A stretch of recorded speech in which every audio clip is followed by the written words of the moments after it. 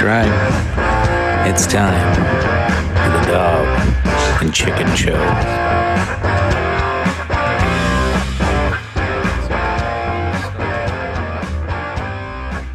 right, ladies and gentlemen, welcome back. Another episode of the Dog and Chicken Show. This is episode 10. Yes, milestone 10. Fucking 10. We're doing it. I've been drinking. Let's have some fun. We got some good stuff Rest for you in guys peace, tonight. Billy Bob. We miss you. Yes. We miss you. Damn, Billy Bob died to die. Anyway, I've had a stressful week. I don't know about you, T. I know you had some fun this week. While I was slaving away at work and trying to get a ton of stuff done, so I could scoot out some time and we could sit down and knock this out. You got to go on a nice little adventure. So where'd you go? What'd you do, man? What's tonight about? Yeah, our topic tonight is covering our big investigation from Saturday evening. We traveled to, it's basically a little town called Scotch Grove, Iowa, a place called the Edinburgh Manor. It is a big 12,000 square foot building, 2 floors, big basement, lots of weird stuff going on. It's one I've had booked since I think last October. Finally came, the day finally arrived. We made the 6-hour trek out there and spent at least 12 hours there. It was a long one, and we're going to talk about that tonight. So yeah. So those that don't know, Tony and I years ago had started a ghost hunting group. Is really a paranormal investigation, whatever you want to call it. We kind of started off as an interest into ghost stories and paranormal, and I grew up in a house that I always felt was haunted, and he's had experiences, I've had experiences, and we were just always curious about it. And of course that was at the height of all the fun TV shows, and we're always trend followers and not so much trend setters. That's kind of our MO, so we jumped on that bandwagon, damn it. But honestly, man, I had a lot of fun especially when we first started. We got into a couple of really cool locations right off the bat, and got our feet wet with some really interesting cases to begin with. We came up with a pretty cool, and now I think about it, might be a generic name. I don't know, knock it, whatever, make fun of us. I still thought it was cool. We got ghostly research and investigations of the paranormal, or GRIP, as you see on Tony's shirt there. Right here, established 2011, folks. Damn right. But since then, I've moved around too many times, and my job's not very fun when it comes to hobbies and having fun outside of work. So Tony's kept it going though, and had some fun adventures. So is Edinburgh or Edinburgh was your most recent? What'd you do right before that? Before we dive into your newest one, where you guys been since I've kind of departed from the group per se, and what kind of fun have you guys had up until this point? Well, basically, it's been about a year since our last time getting to go out and do something. Me being kind of the linchpin organizing the whole thing and having 3 kids running around, I haven't been able to organize as well. So the last one we did was a place called the 1858 Hotel in Kansas, and the one just before that would have been the Malvern Manor, also in Iowa. You could throw a rock at Iowa and hit 3 places to visit. Can't do that in Nebraska, apparently, but keep got to driving, 4-6 hours in Iowa, and that's where we always end up. But we've been to a similar place, within a year, so we kind of knew what to expect going into this. We've gone to Waverly Hills since you've, been moving around from place to place. I want to say that was already 4 years ago, though. We were looking at some of the past cases on the way back. I'm like, I can't believe this has already been that long ago. And, we've been to Villisca a couple of times, it's either hit or miss. And the last time we were there, it was a huge hit. A lot of great K2 EMF interaction there that night. Waverly Hills was amazing. We actually discussed a return trip to that while we were coming back from Iowa. So that's kind of the big one I'm looking forward to. Hopefully, revisiting here in the next, let's say 6, 7, 8, 9 months. Awesome, awesome. Yeah, I got to join you guys for Velisca. That was probably, and that I don't know if that was the pinnacle of my time with Grip and anything that we done. I thought. Well, that was our first trip. That was the first time we went. It was you and me and Jack went, and we split the time with another group called Spin that night. When we went back, it was a full crew of us, and that was the night we had some insane K2 stuff in the basement. Yeah, in that place, and for me, whenever we went to these, I wasn't out to get any hocus pocus or any crazy stuff. For me, if that happened, cool, man. I was all about it, and I'm a little bit of a tech nerd and love digging into different thoughts and different programming. I remember I figured out how to hook up the Kinect camera and Kinect sensor for my Xbox 360 at the time to my laptop, so we could have depth censorship and we could have infrared and we could have the lasers all over the place, which was pretty cool. Whether it worked or not, I don't care. I thought that was pretty damn cool. Yeah, that's one I want. Actually, I was hoping we need to kind of figure out a way to upgrade that idea of the Kinect camera, because that's becoming more and more of a commonplace apparently in the paranormal field. And the Kinect camera being able to chart a body, with the stick figure, showing it that way. So that's kind of something I was hoping maybe you could kind of guide me on. We need to get something like that up and running, because there's a few places I'd really like to take something like that. Oh, for sure, man. I still got an old Kinect from my 360 laying around that I don't even use anymore. The technology's it hasn't upgraded a ton, but the software has. That's what you need, is the software. Yeah. So, yeah, that'd be an easy one. All right, cool. So moving on from that was kind of a quick history lesson on our past with Grip and some paranormal research, which leads us to our main topic for the night. Of course, we'll have some fun stuff interjected in later on, but we're going to talk about Tony's recent visit. Is it Edinburgh Manor or Edinburgh? Am I pronouncing it wrong? I suck at words. No, it's Edinburgh. The curator, the person who walked us through, she pronounced it Edinburgh, so we're going with that. Holy crap, I just saw an orb float across your screen, dude. Oh my god, an orb. Yeah, you know what we won't be talking about tonight? Orbs. Thank God. Hey, yeah, paranormal investigators that enjoy orbs, piss off. This one's not for you. Yeah, that's part of the history of Grip, is we're very skeptic, scientific, and debunk stuff, and don't like to pee our pants whenever we see a piece of dust floating by the camera. Sorry, guys, if you're into that. Yeah. If you're a Ghost Adventure fan, yeah, I get it. There's a lot of oh my god, but yeah. We're gonna talk about that too, guys. Because I got some before fun we stuff. went, Ghost Adventures crew has been to Edinburgh, so that was part of our wonderful comparison between our investigation and theirs. But we'll talk about that after we get into it. If you would, though, why don't you delve into a little bit of the history for us? I got a link I sent you earlier. We're going to talk a bit about what the place was, where it started, and everything about it. Yeah, for sure. So Edinburgh, if I'm pronouncing that correctly. It's originally the county seat of Jones County, Iowa, and so there was land located section 36. They called it the Wayne Township. So it was deeded to the courthouse for purposes. This was signed by President Buchanan. History buffs go back. Old President Buchanan. How did he die? Do you remember? Oh, dude, that's going to be a Mandela effect. Don't ask me that. Oh, okay. We'll have a follow-up on that. We'll skip that portion. Yeah, we'll have to hold that one back. Anyway, so shortly after that change, the commissioners were able to keep a grant that they had put in place to establish a country poor farm.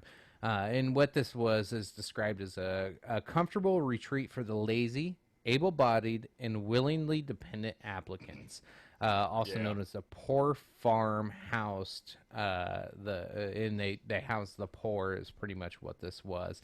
Yeah. Usually it entailed the incurably insane and disabled people back in that days, and this is like in the 1850s, folks. I was going to say, yeah, you got to mention that because the description of incurably insane way back then is a much different animal now with modern medicine. So, a lot different, and these are, yeah, like you said, people who could work, lived there for the work they did. Yeah. So again, established back. I think it was actually established in 1850. And this place ran until about 1910. And I've Tony, you sent me the one link. I looked at a couple others in the meantime afterwards. I've seen anywhere from 100 to over 150 documented possible deaths on the property related to patients in the building. So Yeah. this I was going to say, we did, yeah, we kind of debated the numbers because you watch an episode of like Ghost Adventures, of course the number's going to be like skyrocketing. Oh yeah, it's like 300,000.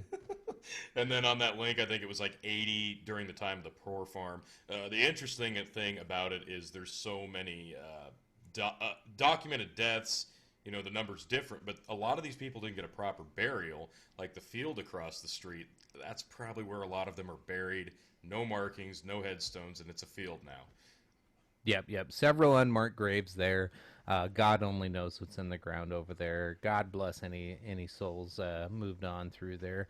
But in 1910, the Poor Farm closed down. It was actually demolished. I believe burned to the ground, if I read correctly. But then the Edinburgh Manor was constructed immediately after to house incurably insane again. And yeah, noticing a pattern here. Yeah, it maybe they burned down because it was just old, dilapidated, and decided they wanted an upgrade. I'm sure they were making money. You look at nursing homes nowadays, I'm sure they operated the same way. I don't know. I'm skeptical. Sorry. But still today, so this facility ran, I believe, until November 2010. So that's not that long ago, really. That's pretty recent. And from what I read, I believe, and I don't know, maybe you experienced this, and we can start diving into this a little bit. I believe from what I've read and what I've seen is you can still find medical documents in the building. I'm sure there's some HIPAA laws against that, and then personal belongings, other personal belongings found in there too, ranging from. No, actually, it's funny. The documentation, a lot of that, when the people who own it now purchased it, and they got it on an auction, kind of on a whim. Once they acquired the deed, like that day or the next day, I think the county or the state or whoever came in and took like all that documentation. So that's gone. But the personal item stuff, yeah, when it closed in 2010, if it was there, it's still there. Oh, that's good. At least the medical records are safe. So the thing, and I kind of touched on this before the episode when I was talking to Tony, kind of one-on-one. The thing that I don't like is it really doesn't talk about what happened to the patients, and you know what, I would love to hear about, the employees that worked there in the last, 10, 15 years. What was it like? What were the patients like? Where did the patients go? Who's taking care of them?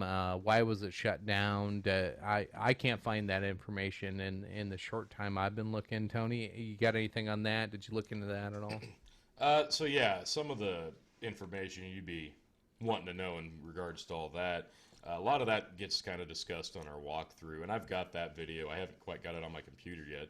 I was actually hoping to have it up and run so I could put some clips on, but a lot of that she delves into during our walkthrough. She talks about some of the people, some of the folklore stories of how some of the people died. But yeah, the main thing as being what happened when it closed in 2010, nobody really touches on it.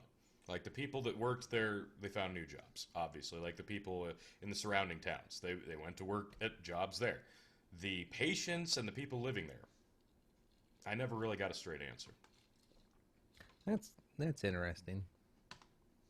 So not sure what happened and who was housed there. I wonder how many patients they even had at that point. And I'm sure if it was closing down, it was probably hitting the end of its life there, and they're probably bleeding out a little money, and that's probably why they closed down, or probably poor conditions of the building.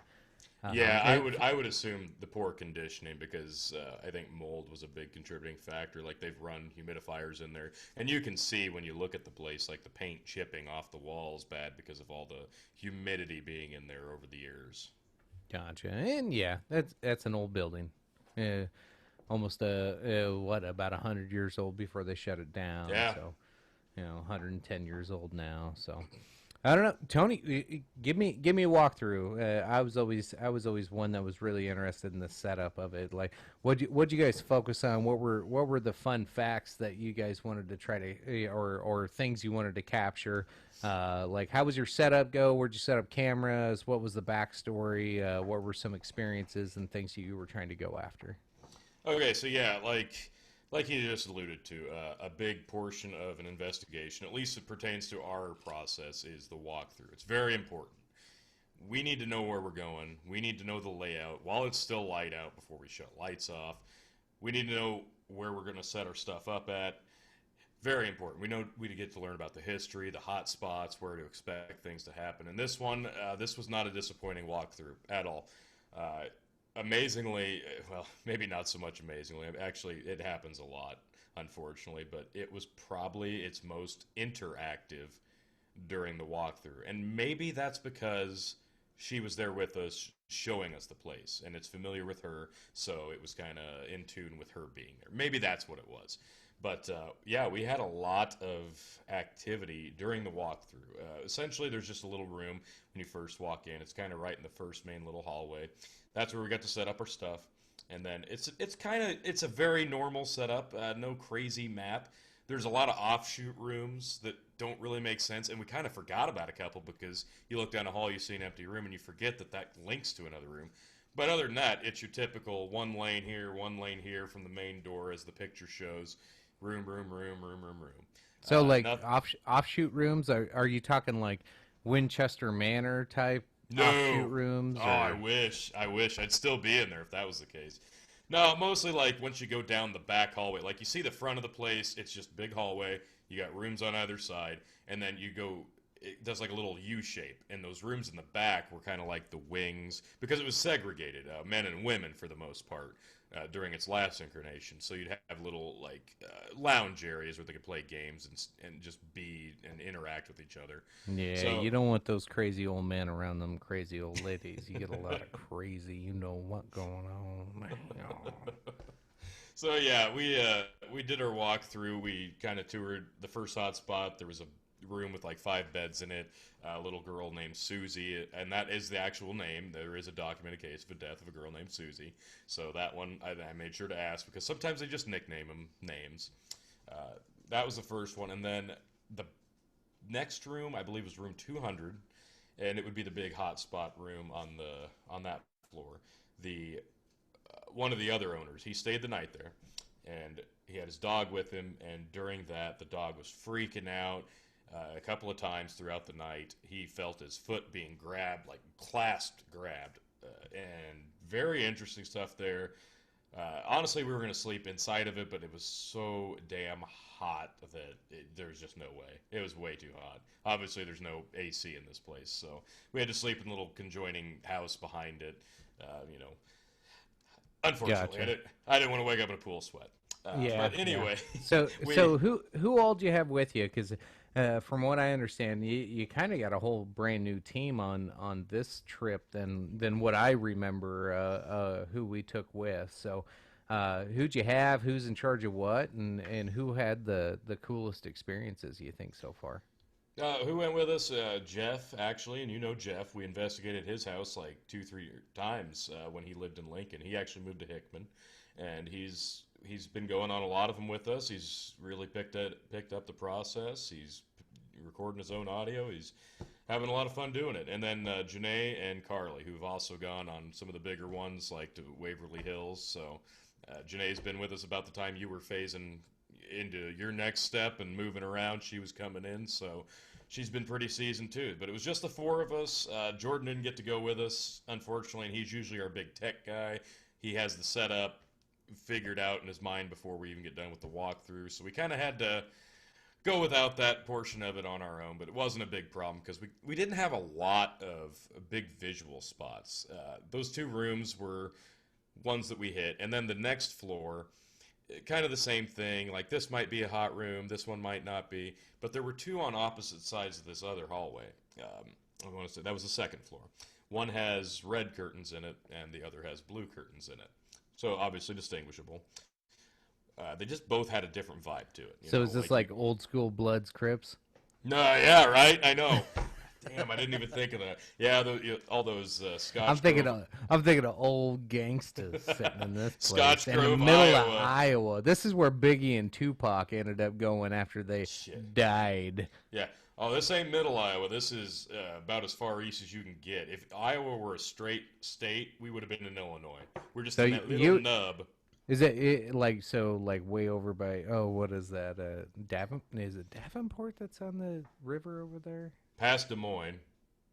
I'm trying to think. Like Monticello was a name I recognized. We actually went and got stuff over there. Is that Monticello or Monticello? I don't know. I suck Yes. with words. Sorry. But yeah, it's way across the state. So the other in that room, the blue curtain room, I think there was like spirits of ladies would be seen in some chairs, and then on the other side in the red curtain room, people seen figures. And actually, when we were setting up the equipment, I had Carly taking a reel down for one of the IR cams, and she looked over in there, and she saw a figure of a man. We had a camera set up in there. It wasn't plugged in yet, obviously, so we didn't get to catch that on camera, if it is what she saw. I said, oh, no, surely that's just the camera on the tripod. She's like, no, it was thicker than that. So, you know me, trying to debunk everything. But during the walkthrough is when we probably got our most vicious interaction, if you call it. The basement, it's a big circle. And then you've got a couple little offshoots here and there on either side. But the basement's huge. The kitchen's down there. And right next to the kitchen, there is a room, with a table. It almost looks like a medical procedure room, but it's not. And essentially, the presence that's there, it's been called the Joker for a number of years. No, Zak Baggans did not coin that. A dark figure, a dark, scrawny, tall, thick. It's very imposing. The way she described it is anybody who has, space problems. You don't like people in your bubble, it's going to mess with you the most. Well, yeah, that happened. That'd be Carly, and she got to experience that firsthand because she stood there, and as the lady was explaining that stuff, before that even happened, I think, she actually felt a bit of a feeling of this. So she felt the choke, or at least some pressure, maybe not a choke. Yes, She pressure. had some kind of feeling or pressure on her neck. So Right. outside of that, so like from what I understand, this entity, if you want to call it that, or whatever presence that you feel. Oh my God, I don't want to quote Ghost Adventures, but they described it as Slenderman. Yeah, so there's that. Okay, guys, I am a big fan of creepypasta stories. I read them a lot. Slender Man's a classic. Stop it. People, stop it. Slender Man is a creepypasta. There is no Slender Man, okay? It's a story. So no, but yes, that is so the comparison. in that description, at least, of what Yes. people would picture Slenderman of being, this is what it's supposed to be. Right, like. essentially. Like, this thing crawls across the floor, it hides in the corners, it comes rushing up onto you. And I'll be honest, like, the vibe down there when she was giving us the walkthrough, it was heavy, it was weird. You felt something off. And at the time, I'm getting little tickle pinches on my elbow, on my ankle, like, okay. And then Jeff and I would hear something down the hall. They'd continue with the tour, so we'd run over here, check that out, see what's going on. Can't find anything. But we finished the tour. She gives us free reign of the place, for hours on end. We finished that up. We started our setup. We did that, and then basically we started around 9 p.m.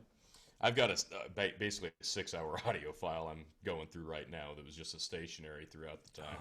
That's rough. Yeah, That's it so is. rough. It is, but there's a lot of noises here and there. It's a big old building, so I'm hearing a lot of clicks, a lot of thunks, in the distance. But I'm like an hour in, and already I'm I'm questioning a few, so I'm really excited for all the audio. But like I said, we did all night. You know, you'd get little pinch tickles, but you try to write that off immediately. At least I do. The thing about it, though, at one point, I think, yeah, it was the basement. Actually, right there where Carly was getting her pressure on her neck. Much later in the evening, I was doing a different, I'll get into it later, but I was doing a bit of a different investigative technique we'd never tried. And I had just my left arm. It didn't feel like anybody squeezed it or pinched it or anything. It just got really numb.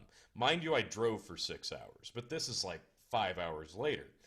It felt like it would feel if you like did this for a long drive, right? Or you slept on it wrong. It was numb to that effect. And it lasted a couple of minutes. It was just weird. It was one of those things that never happened to me. I can't explain it off the top of my head. I'm not going to chalk it up to the Joker attacking me. I didn't have any scratches. I didn't have any bruises or anything like that. And mind you, towards the end of the night, I was provoking the ever-living hell out of this thing, trying to get it to do something. It decided not to mess with me. Go figure, because I'm such a badass. Well, yeah, look out. Tony's gonna... Sorry. I know what you're thinking. Yeah. I already know what's in your head. You don't even have to say it. I know. Yeah. I know exactly what you're thinking.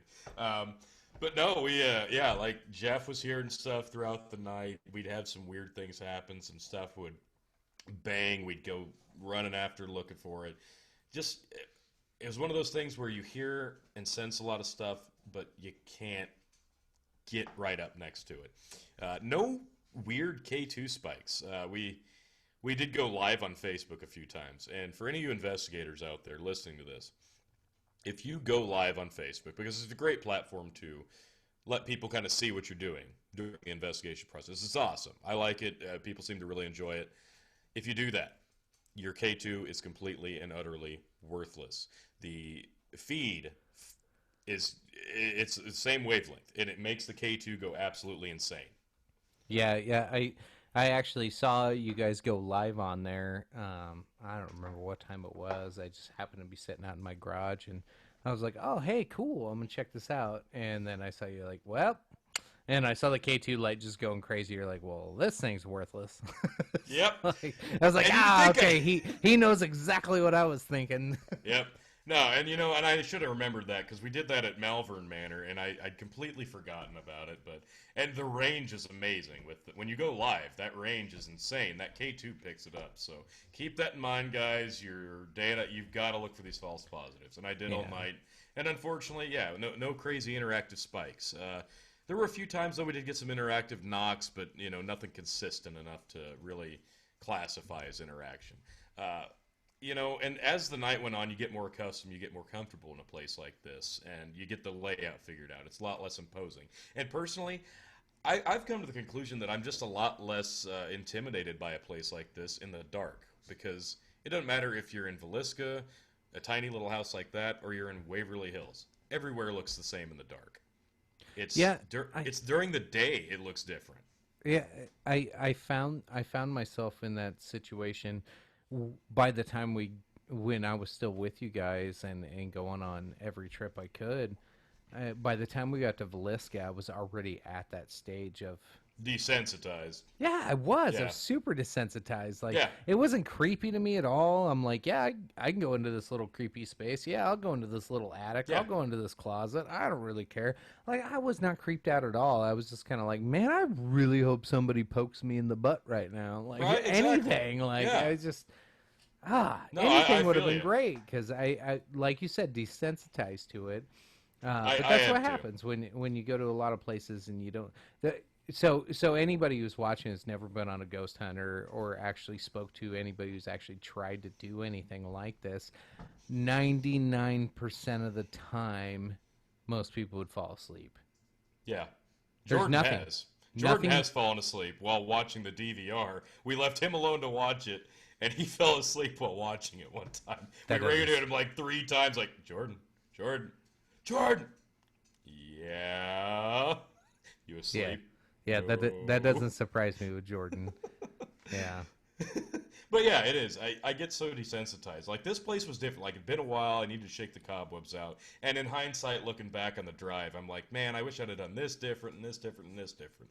So I need to shake the cobwebs out. At first, I was a little intimidated, but yeah, it shakes right off, and I'm right back to being desensitized. I mean, when we started this thing in 2011, like, when it was just you and me, just starting this thing up, yeah, it was kind of a little freaky going to different places, even if it was just a little house. But after a while, in 2015, I think it was, we went to Waverly Hills. I'm laying in a morgue drawer. I never thought I'd be doing that, and here I am today. Yeah, I'm yeah, like you said, just desensitized incredibly to it. So it takes a lot to impress me. It basically is what I'm getting to, and I'm the big skeptic. Well, Jordan's an even bigger skeptic of me, but I had to play that role for him since he wasn't on this. And anytime like Carly would feel something, or Janae would hear something, or Jeff would think of something, I'm like, I gotta rule it out here. I gotta do this. And now we're going through all the footage doing the same thing. But gosh, let's see. The one thing I want to touch on, a fun little thing we tried on this one, like you know the obelisk tool that spits out the random words, right? Like, you know how... yeah. I've seen that one. Okay. And Ghost Adventures uses the hell out of that, right? Because it's very impressive. It's super impressive. Because apparently that thing is 100% accurate, too. Yeah, exactly. We don't have one of those. Guess what? You don't need to spend like $300 on one, because Janae did this. Download. Free. Obelisk on her phone. So we tried it just to mess with it, see if it, do anything. Nothing there. But what I've been using for years, is originally it was called a spirit box, and all it does is an AM/FM transmitter. And if anybody's familiar with the white noise theory of spirits being able to communicate via white noise, that's what this is doing. It uses the radio frequencies to pick words out of the different stations to formulate interaction. It's never worked. It has never worked at all. Jordan hates it when I turn the thing on. Yeah, I always hated it when you used it too, because the white noise static. And then when it did like make a noise, I was like, I could hear like a freaking announcer at a baseball game. And I'm sorry, folks. I know baseball's all American, but God, I hate listening to it on the radio. It's the worst thing in the world. And Tony would play the spirit box, and it'd be like 10:30, 11:30 at night, and you'd hear this home run, like, and then surrounded by white noise. I just wanted to go up and shut the damn thing off. I know. I've gone away from using it a lot because, yeah, it doesn't work. It's one of those things that's fun in theory, but it just didn't work. Well, that changed on this one because she was looking up different new little fun things. Like, I need to add to the arsenal. It's been a while. Like I said, established 2011. I'm probably a little out of date, right? I need to reinvent myself, add a few things to the You're getting old, T. You're getting old. I know. So I need a few more tricks up my sleeve. Well, Janae found, now I can't even think of the name, but the Estes method, I think was the name of it. And basically, what you do is you have one person doing your normal EVP questions. You sit in a room. If anybody doesn't understand, EVP is electronic voice phenomenon. And that's where you get imprints of audio, either audible to your ear, only audible to a recorder, or both, or neither, interactive via knocks, so on and so forth, right? That's the basic EVP session. You ask questions in a dark room, hoping to get a response, a touch, something. Well, we're doing the normal EVP session in... we basically did it everywhere. We tried this in a lot of places, but they're doing the EVP questionnaire, asking, what's your name? How old are you? Can you see us? How many of this are you? Are you male or female? What's your name? Etc. Meanwhile, I'm sitting close by with the spirit box with earbuds plugged into it, so only I can hear it, and I can't hear them. So I'm listening to it, and if I hear an audible word that's not, if I actually hear a word that's an actual audible, a full word, I would say it out loud. So while they're doing their questions, I'm acting as the obelisk via the white noise inclusion that only I can hear. And a few times, believe it or not, it was a little interactive. Like the words I was spitting out randomly, unbeknownst to me, I can't hear them, would actually make a little bit of sense into the questions they asked. Now, granted, half the time I'm talking over them because I can't hear them. But We So did. you're just that rude guy in the corner interrupting everybody? Yes, exactly. I am. They're telling a story, and I'm just like, four of you, corn cob. Yeah. Most time it doesn't make sense. I bet corn cob came up a couple times. You're in Iowa. I know, right?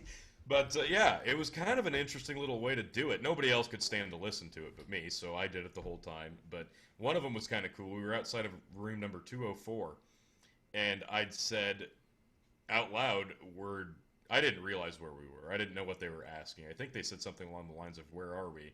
And I said 20 and then 4 not long after. So it was kind of you can connect some dots there, I guess. But then some of the other words were actually in tune with the questions that they were asking, unbeknownst to me. So that was kind of cool. And we went down to the basement. And I mean, this is after Carly's being assaulted, groped, choked, whatever. So she still toughed it out and stayed the whole thing through.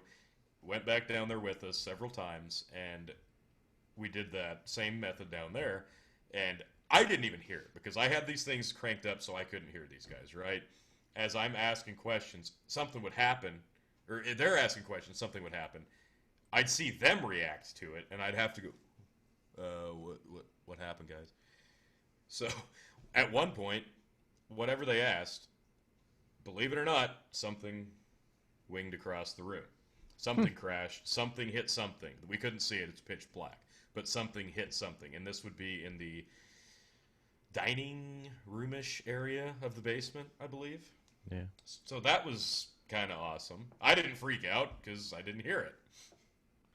Well, so you mentioned that Mr. Zak Baggans and Ghost Adventures had been there prior to you guys showing up. Yes. What versus his incredible experience? Well, there you have. What did the property tell you about him and their group? Yeah. And what were your experiences versus them? And then we'll play some fun videos.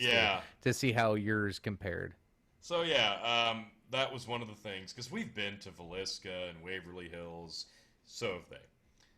But those are more famous spots. Like a lot of people have been to those. This thing has only been open to ghost hunts since I think 2012. So it's fairly new. Fairly new in the ghost hunting thought. Right. It's an up and comer, if you will. So they'd been there maybe a year or so ago. Season 11. Now we know that because we had to watch it.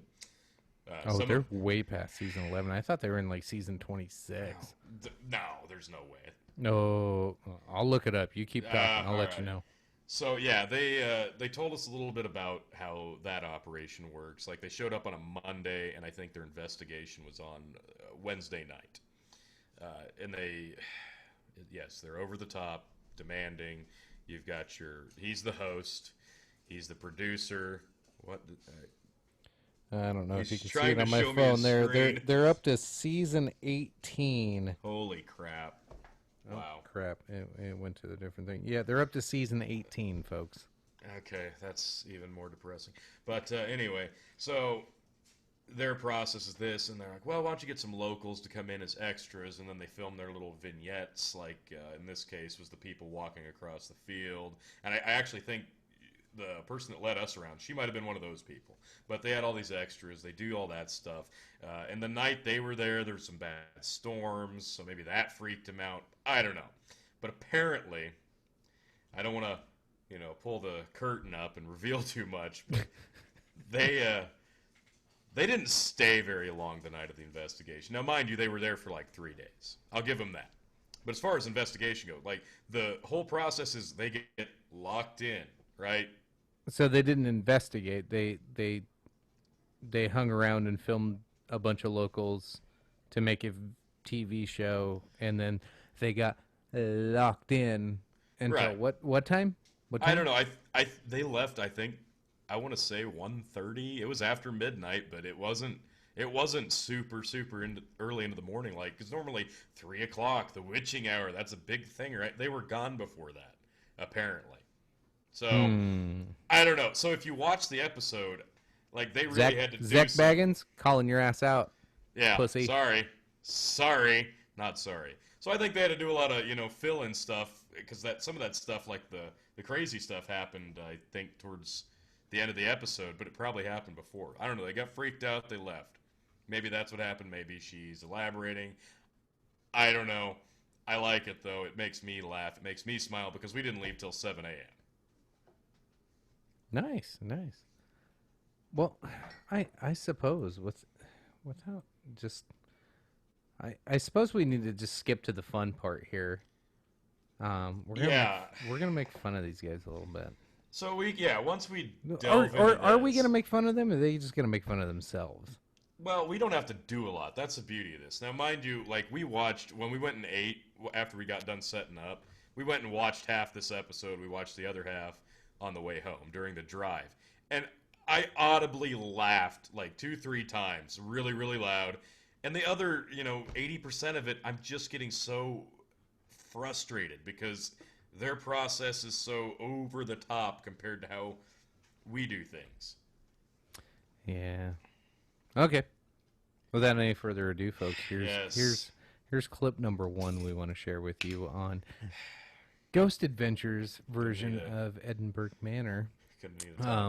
Now, if you have Hulu, folks, it's I believe it's episode 1 on season 11. Yes. Just the first 15-second opener.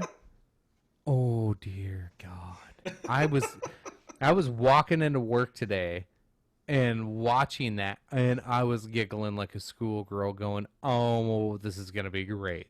Like, this is the worst and the best all at the same time. Tony, you described it just like that. You were absolutely correct. So, all right, here is about a minute into the first episode. Just a nice little sample to start you off with, nice and soft. Holy awesome. It's weird, as we pulled up, sometimes those first sights of the building, you get like flash images. It's like the energy of the building is just resonating so strong. It lets you kind of tap into the visions of the energy inside. And it was like, as we were pulling in, it's like I could just see all the people that have died in this building just standing in every single window. So was There's that the group of one of his crew in there filming out the window as that car pulled up? I could feel the energy inside there. Was that the group of people he hired to stand in all the windows? Is that what they spent 3 days doing? Yeah, like I said, they had to get a bunch of extras to come and, film these little vignettes. They're just locals wanting to be on TV. So yeah, there you go. There's part of it. Oh dear. This guy's a piece of work. The next one I got for you, Tony. So it's only 2 minutes later in the clip or into the video. So he interviews some guy that he meets when he first gets there in the episode, and then some local chick that had been in there, and she agrees to go back in. The part and maybe I missed it. So I'm looking from time marker about 1 minute in to time marker about 3 minutes in. So not a lot of time lapse here. I don't see the spot where he explains why he's wearing a mask. Now, maybe he's trying to be Bane. Maybe he just watched Batman. Maybe he's all excited about that movie. Now, granted, this is a year or oh god, when was this? When did he visit Edinburgh Manor? I would assume almost 2 years ago. I think it aired like a year ago. I don't know. But part of that, I believe he has a bit of asthma. Maybe. I don't know. And I have seen other people's YouTube videos where they were wearing masks. So, not to this extent, not the respirator. Yeah, so this is amazing, folks. Get ready.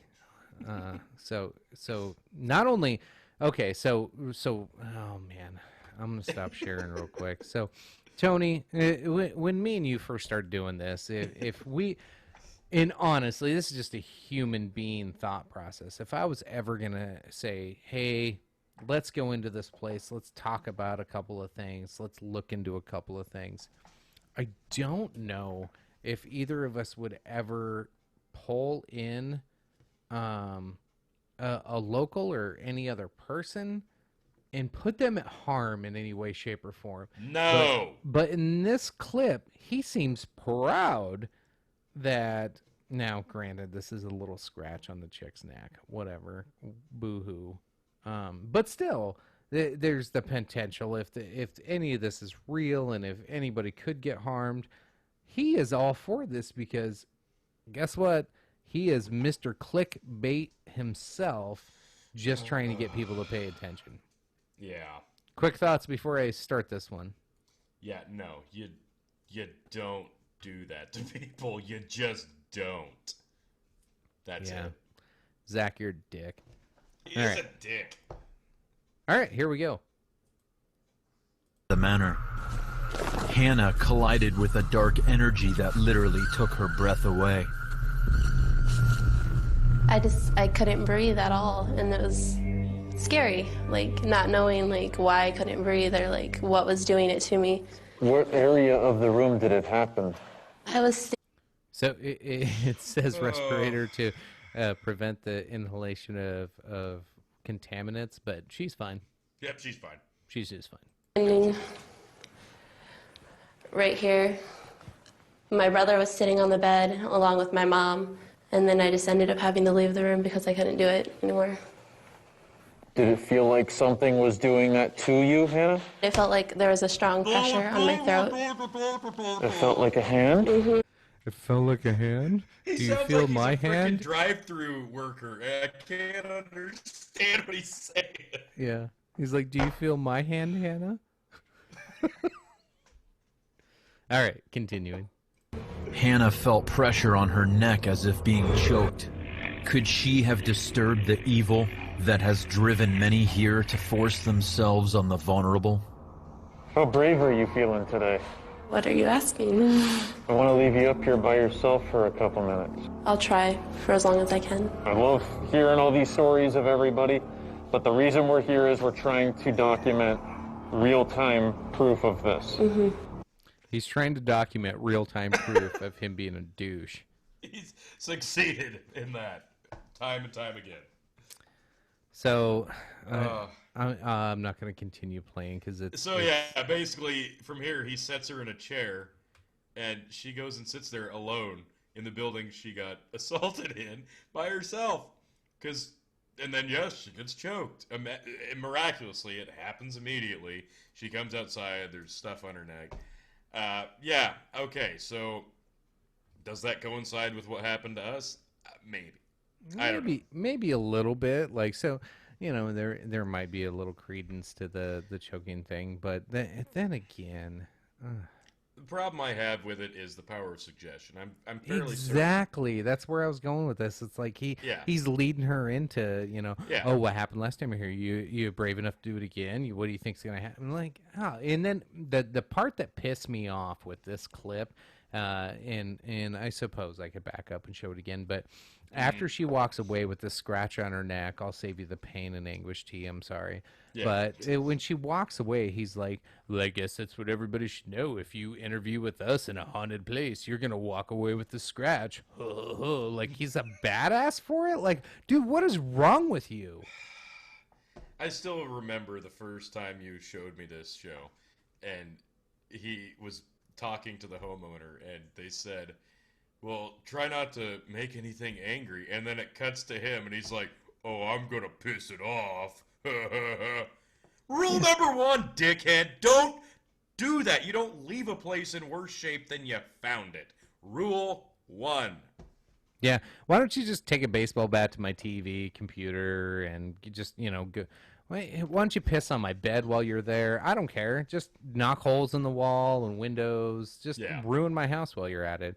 You know, if whether you believe in ghosts and spirits and any of that, whatever, just the fact that it's disrespectful, and he doesn't give two shits. No, he doesn't care. He does not care.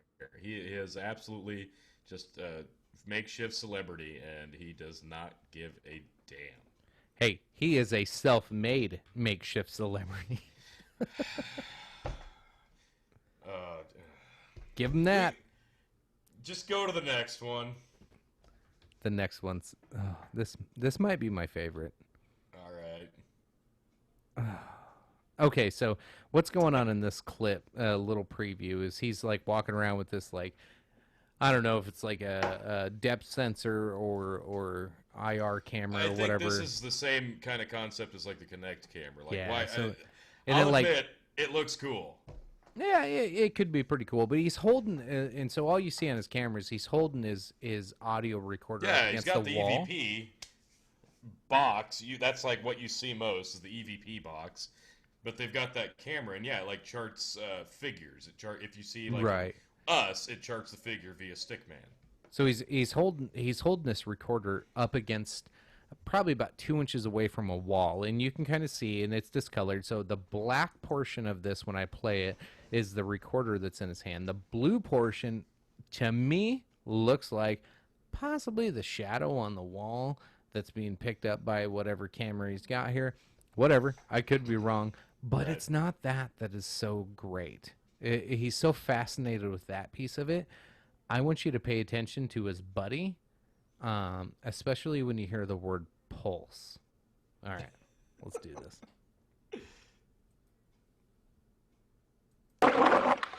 Is this some sort of frequency pulse that's resonating from the shockwave of energy we felt, which also... Oh, hopefully everybody saw that. I can back that up just to make sure. Oh, please do. Oh, that's fantastic. So maybe I'll go a couple seconds earlier, just in case you need that extra second. And there was a little teeny tiny figure that was over here. And as soon as that happened, this thing just went out. Right after I ask the spirits if they want alcohol, it seems as if a shockwave of energy shoots out of the room and into the hallway, both affecting Aaron's heart rate and disabling the SLS camera. Adding to this chain of events, the last image to appear on the SLS camera is a small figure right in front of my digital recorder, which also captures this very strange sound.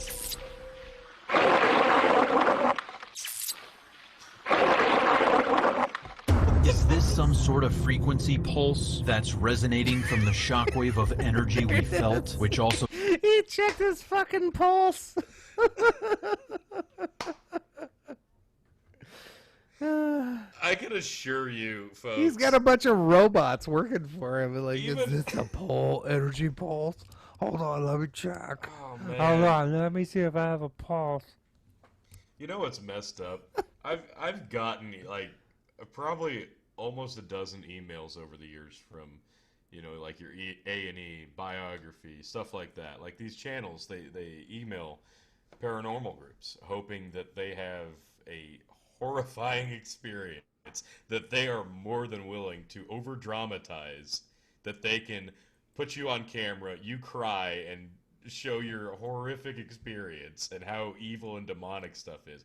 This guy basically has that same formula, but he's lucky enough that crazy demon shit happens to him everywhere he goes. Yeah, he's just that lucky, I'm telling you. Yeah, lucky, that's it. Yes, lucky. Well, so here's the Yeah. best. We're saving the best for last because Yeah.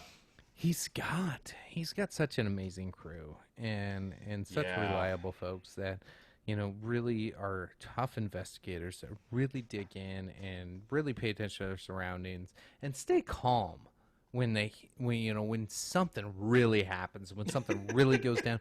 They just keep their cool.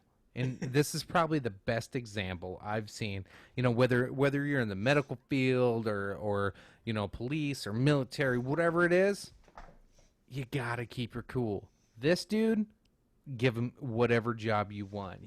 This guy should work for the Secret Service with this type of high level of keeping it cool. Here we go. Oh man. Jim, do you like it here? At the manor?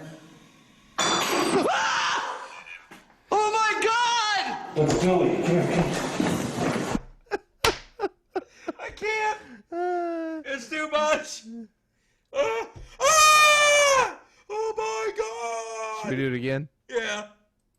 Jim, do you like it here? At the manor? Oh my God! That's silly. That's my new favorite clip ever. Oh my That's so great. Like they hyped it up for me before I watched it, so I knew it was gonna be good. But it even exceeded my expectations. That was amazing. Like I almost feel bad for the guy, but he's gonna catch hell for the rest of his life. Well, yeah. No, that's the thing though. But it's like this every episode. Like this happens every episode. Some crazy unseen demon throws something against the wall, possesses somebody, scratches, chokes somebody. Like, that happens every episode. So, no, he won't, because, yeah, that's just another day at the office, man. Hey, I'm going to hide in a freaking corner and throw this piece of glass I found on the fucking floor.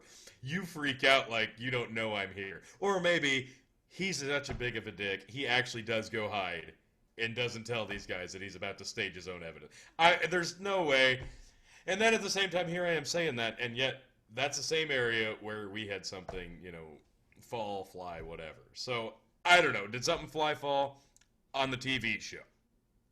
People, you've got to understand. These TV shows, they are working on the exact same system that all other TV shows are, and that is built on money and ratings. Fake news? Is that what you're talking about? Is this all fake news? It's kind of the same concept. Like, nobody's watching a Ghost Hunter show starring me. Because I'm going to sit there and I'm going to piss on all the evidence, piss on all the personal experiences and go, no, you don't understand. It was this, led to this, and the car drove by the window. That's why there's a shadow. This thing fell. That's what that noise was. It wasn't secured properly. Your electrical grounding is terrible. That's why you're feeling paranoid in this room. And those three things I just listed are actual things that have happened and we've debunked. Nobody wants to watch that. You know what they want to watch? They want to watch... Oh my God! They want to watch that.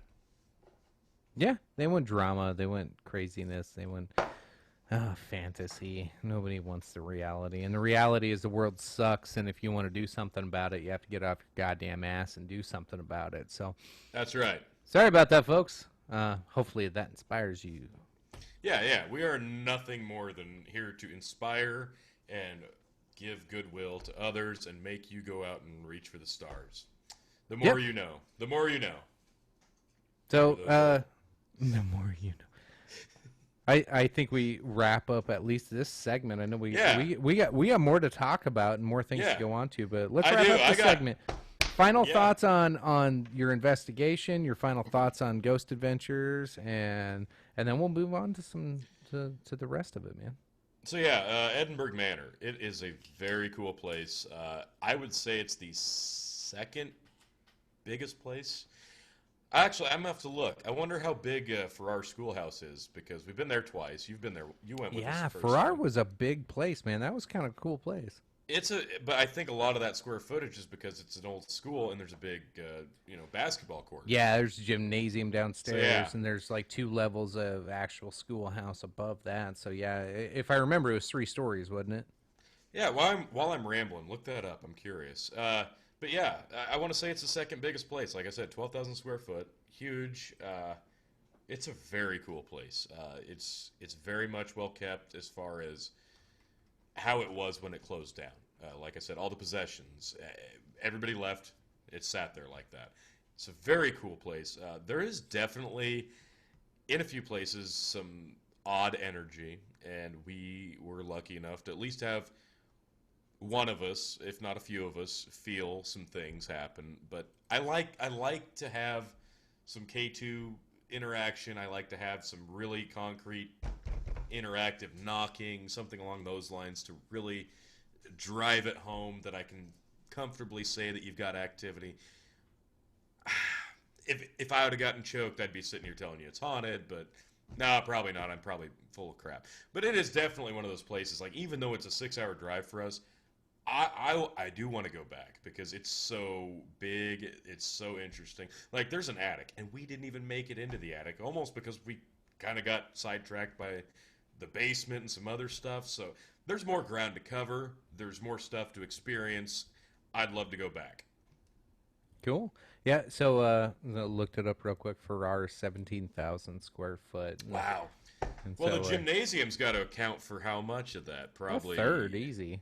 Yeah, so I guess if you want to get technical and talk just like floor pattern, this place would be bigger.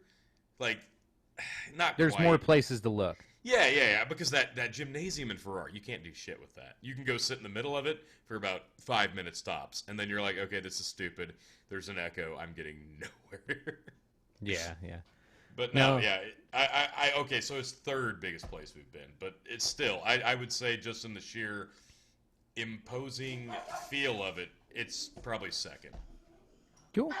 No, so we're approaching 10-year anniversary of Grip, so we're gonna have to plan something big, and I'm gonna have to come back and join you guys, and we'll have to make a big event out of this. But folks, Tony's gonna have some videos and pictures and everything uploaded pretty soon. You're gonna have it on a website, Facebook page, all that. Where you want to plug it? Where can folks go see it after you get everything up and running? Probably here in the next couple days, I assume.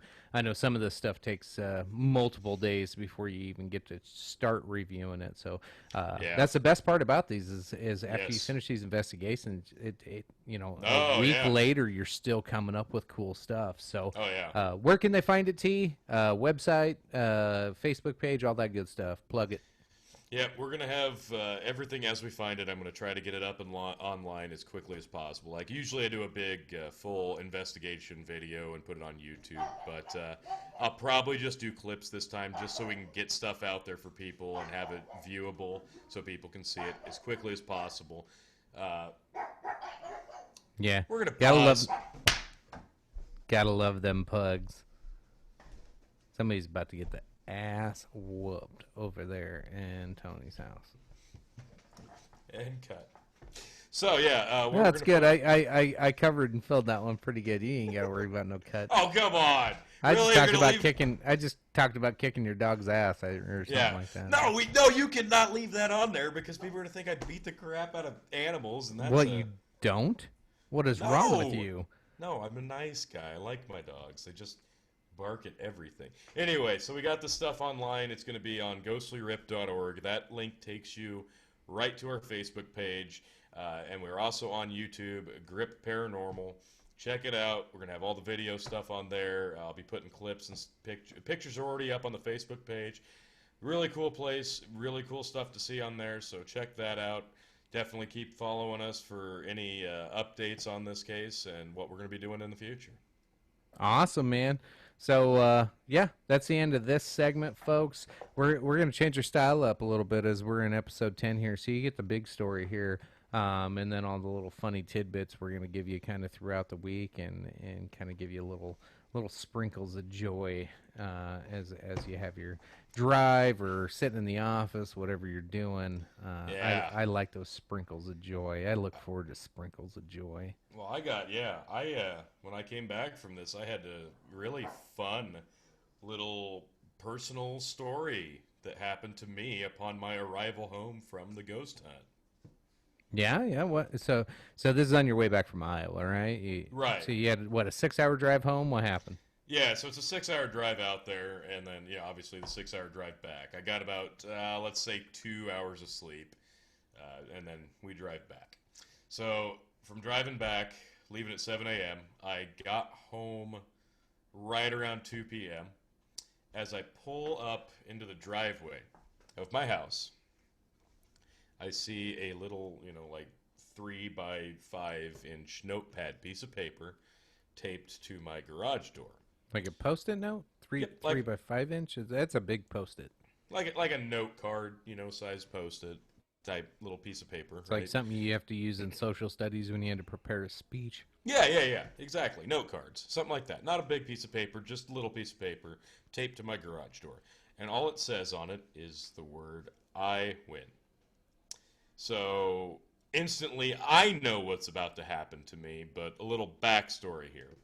Do you remember 10 years ago, the ESPN commercials are always really funny, right? You remember all the funny satire ESPN commercials. Back when the ESPN was cool, yeah. When it was watchable, yeah. Do you remember the one where they'd show like multiple little scenarios and one was about Alabama Crimson Tide? And they'd get like the best man speech. Well, he didn't lose his virginity till he was 25 years old and then roll Tide. Remember that one? Yeah, I remember those. I know what you're talking about. So yeah, that commercial specifically, like my brother and I found it hilarious. for whatever reason, because it was funny. So ever since then, we'd tell each other, "Oh, roll tide, roll tide." And then it elevated into a game where I would leave a note for him, he'd leave a note for me of roll tide, roll tide. He'd post it on the bathroom door of work, or he'd carve it into something, and it just kind of grew and snowballed from there. And one time I even took a big pallet slip, which is a big piece of cardboard, and I spray painted roll tide on it, and I put it inside of a grain bin, and it's dark in those things, and I made him get in there to do something, and you can't see anything. So as his eyes are adjusting to the light, he's getting in there, and he goes, "Oh, there's something in here. Wait, what is it? Hang on, I can't." "Oh, you son of a bitch!" And he starts laughing. Because it's hilarious. So he takes it out, he throws it out, whatever. I take it, I put it in the back of his truck. Don't tell him. And then he's going around the curves of McCool Junction, 55 mile an hour at the time, going around on this highway. It flies out. He gets pulled over because it flies out the back of his truck. Roll Tide. That's what you get. He had to get out, go get it, and put it back in his truck. And the cop's like, "Really? Roll Tide? Don't ask, man." So up until this point, that was the best one. So up until now, you were winning. Up until now, I was winning. And then I came back from a 6-hour drive in Iowa, and on my door is "I win." And I knew instantly. And I even chuckled to myself, like, I know what I'm about to walk into. I wish I would have saved the video, because I walked in just doing video. I walk in, as the door opens, this is the best part, as the garage door opens, there's a massive oak tag poster that just says, "Roll Tide." And I can just see more and more of it as the garage door goes up. And I'm like, that's definitely not the end of it. Nope. I come in the house. Every window and mirror in the place, dry erase marker, Roll Tide graffiti all over it. Yeah, that notepad paper I told you about, he bought that fresh. A fresh stack. Every last one in that stack, Roll Tide, roll, Alabama, Bama, written on these notepads and scattered on every room and every floor of my house. Like, I went into the bathroom, you lift up the toilet seat, it says Roll Tide. You take the tank top off underneath, Roll Tide. On my shelf with beer bottles on it, inside shit, Roll Tide. Inside the microwave, Roll Tide. Fridge, freezer, cupboards, inside cups. All the Nebraska memorabilia I've got downstairs, Roll Tide. It was masterful. And his wife has much better penmanship than he does, I must say. Because she actually drew out on a poster-sized board the elephant and a couple of the hillbillies with the Row Tide, R-O-W-W. It was incredible. I got to give him a hats off. Like, if you've seen Impractical Jokers, the episode where Joe gets his entire house done with wrapping paper, it was a lot like this. I'm like, I might as well just move. That'd be easier than cleaning this up. Yeah. So I just pulled up his Facebook page. He did post a little video over there. Ah, perfect. Let me share what he's got on here. Let me get this. I gotta get my screen all adjusted here. I thought we were done sharing videos there after the Mr. Zak Baggans fun stuff. Let's see, portion of screen. Forgive me, folks. This will take just 1 second. I'll get this pulled up. I got to just adjust the record area. Here we go. So here's a little picture of what Tony's talking about. So obviously down in his den, his Husker den, it's covered in Roll Tide stickers and markings everywhere. Yeah. Yep. Everywhere. Nice. Oh, it was impressive. I can't be mad. I can't. Like I said, that one was nice. I'm keeping that one. Good job, chick.